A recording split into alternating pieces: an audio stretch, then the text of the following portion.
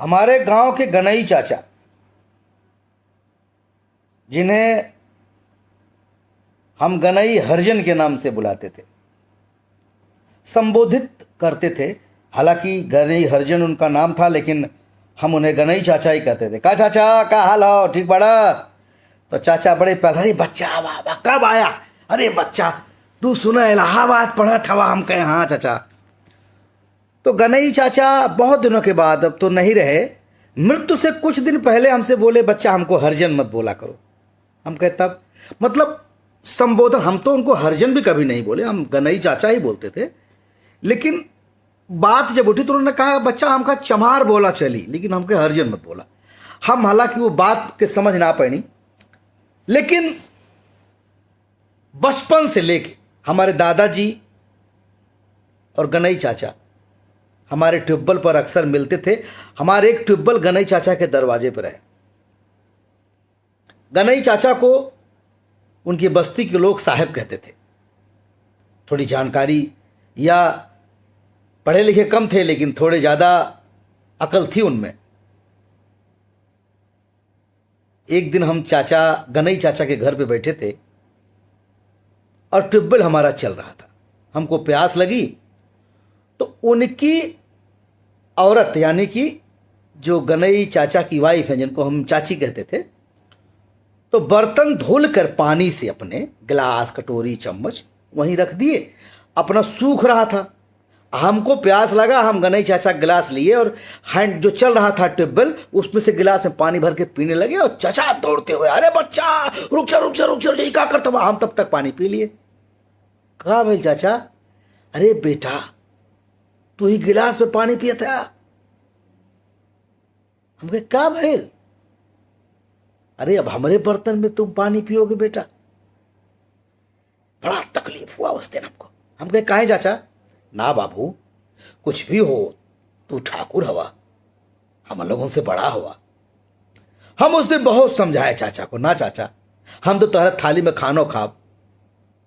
बड़ी कोशिश किए, लेकिन वो उनकी आंख में आंसू आ गया।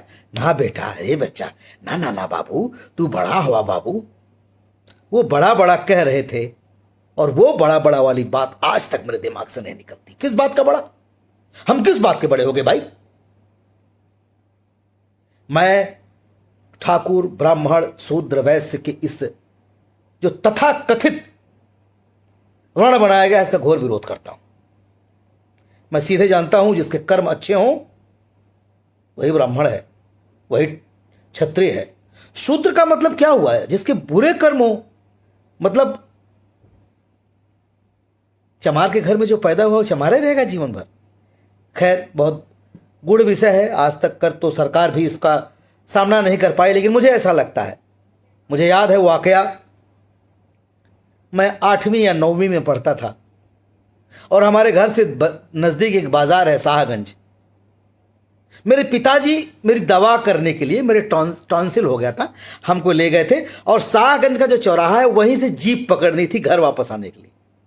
पिताजी एक चाय की दुकान पर हमको बिठाकर और चले गए। बोले हम आ रहे हैं बेटा कुछ सामान वामान लेने, और उनको आने में आधा घंटा लग गया।